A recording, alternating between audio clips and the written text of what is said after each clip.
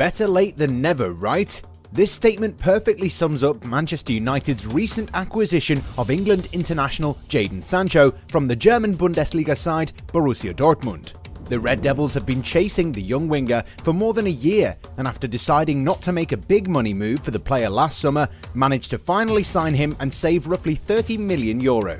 Dortmund weren't too eager to let go of their star winger, but once a route back to English football was offered, it was only a matter of time for Sancho to head back home. What's up everyone? Welcome to Goalside, your prime source for all things related to football. Today, we're going to talk about Manchester United's latest big money signing, Jadon Sancho, who decided to move to Old Trafford. Is he going to be a huge success at the club?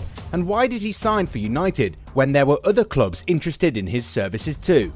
Before we begin, make sure to subscribe to our channel and hit the bell icon so that you're always notified on our latest content. A big push that finally pays off.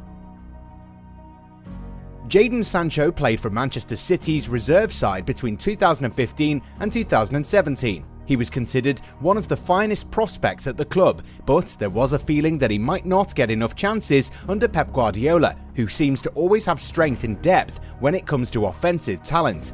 Knowing that staying at the club would impact his development, the youngster decided to make a bold move by signing for Borussia Dortmund for a fee believed to be in the region of £8 million. Normally, young English players prefer to stay in a more familiar surrounding, but Sancho was confident that he wouldn't have any difficulty settling in a new environment, and it appeared that German football suited his talents, with the youngster quickly becoming an integral member of the first team and slowly started getting more minutes. While his first season was introductory in nature, Sancho would thrive during the 2018-19 campaign, scoring 12 goals and providing 14 assists. He went from strength to strength and scored 17 goals and notched 16 assists in the next campaign before ending his last season at Dortmund with 19 goals and assists in total from 26 league outings. Why United needed a pure winger. A couple of years back, Manchester United signed Daniel James in order to cater for the right wing position. The Welsh international is a quick winger, but has obvious limitations. Moreover, he's still one of those traditional wingers who prefer to hug the line and beat defenders for pace. Such players tend to struggle against deep blocks since they lack the skills required to move in tight spaces. Last season, Mason Greenwood was also deployed down the right flank, but the youngster is likely to evolve into a pure striker in the coming years, and playing him as a winger is going to tame his scoring instinct. In Germany, Sancho proved his worth as a creative influence with an eye for goal. His expected goals was off the charts, and the ability to create chances was also remarkable. Sancho's awareness and game intelligence allows him to be in good positions that prove very fruitful for his teammates. Furthermore, his dribbling technique and quick feet make him a real threat for teams that defend in low blocks. In the last couple of seasons, United have struggled a lot against these kinds of sides. While their counter-attacking prowess is undoubtedly deadly against the top sides, they struggle a lot against teams that are happy to share the spoils. This is another reason why Ole Gunnar Solskjaer's side can't mount a sustained title assault. With Sancho in the squad, Manchester United now have a new dynamic to their attacking play. The prospect of him combining with the likes of Bruno Fernandes and Paul Pogba, provided if the Frenchman stays, is mouthwatering to say the least.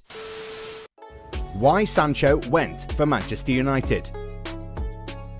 Okay, so Sancho's move to United might seem a little bit surprising to a few people.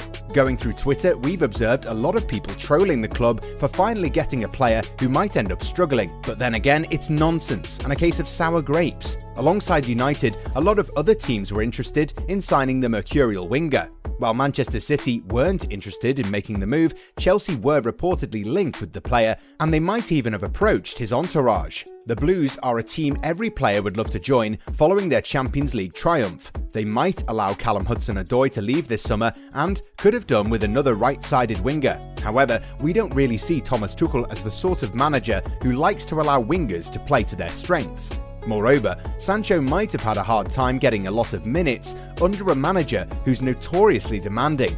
Liverpool were another side that were reportedly interested in signing the youngster, but with Mohamed Salah still one of the best forwards on the planet and scoring goals at an astonishing rate, Jurgen Klopp would never have played Sancho in his preferred role.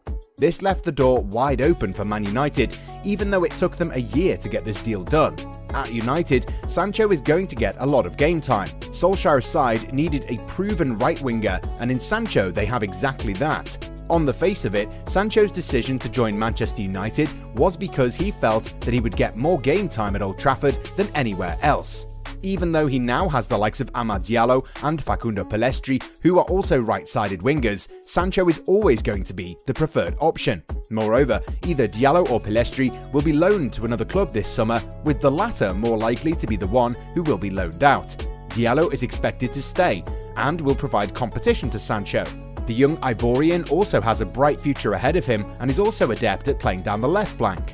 Either way, United's right side is looking stacked now that Sancho has arrived. Where does Sancho fit in? Earlier this month, Solskjaer confirmed to the media that United would be shifting to an attacking 4-3-3 formation. Such a move will definitely unshackle the team's attacking approach, and will also give the creative players more freedom to play to their strengths. The McFred partnership is likely to be broken up, with McTominay likely to operate in a more advanced role. This is the same formation that helped Manchester City win the Premier League title last season, so you can expect a lot of the bigger sides in the league trying to replicate this approach. In Edinson Cavani, United have a perfect striker who doesn't need a lot of opportunities to find the back of the net. Expect Sancho to be on Cavani's right and Marcus Rashford settling down the left. This makes for a very exciting front three, a forward line that has goals in it. However, Marcus Rashford is expected to be out till September, so perhaps Anthony Martial will be filling in for the first few weeks of the new campaign. In midfield, McTominay and Fernandes are likely to be starters. However, with Paul Pogba's future still up in the air and the club looking to sign Ruben Neves from Wolves, United might have an all-action midfielder in the pivot. Our money is on the Wolves man, who is tipped for a big move this summer anyway. The 4-1-4-1 formation also looks promising, even though it hasn't been used so far. Such a formation would see Sancho, Fernandes, Pogba and Rashford form a four-man midfield, with either Greenwood or Cavani leading the line. This formation can be used to great effect against weaker opposition and promises a lot of goals. But then again, we do expect a 4-3-3 formation to pay dividends. But for that to work, United really need to have a commanding, holding midfielder. Scott McTominay might have to settle for a role from the bench, since Donny van de Beek seems to be more capable of playing in that formation. United do have decent enough depth in midfield, but a new holding midfielder is what is needed the most. Solskjaer also doesn't trust Pogba in that role, since the Frenchman doesn't really have the discipline. Moreover, the World Cup winner is likely to leave this summer, and his departure could be a blessing in disguise. Last word on Sancho. Sancho scored and provided for fun during his time in Germany. However, the transition to the Premier League is never easy. Just ask Timo Werner. We're not expecting the 21-year-old to score 24 goals and provide similar assists in his first season, but the fact that his new manager has decided to try a more attacking formation will make the new signing's job easier. United playing free-flowing attacking football is quite a sight, and with someone like Jadon Sancho linking up with Bruno makes for a very promising affair next season. After getting close to ruining Manchester City's title party last season, the Red Devils are expected to mount a strong bid for the league crown. They haven't won it since 2013, and they were never good enough for that either. This time around, things do seem different. United are also on the verge of signing Raphael Varane, and with his arrival, they would have a really strong backline. Up front, they have great creative influences. Of course, the likes of Chelsea, City and Liverpool will be equally strong, but this time around, a more consistent United is what promises to make the 2021-22 Premier League title bid very exciting.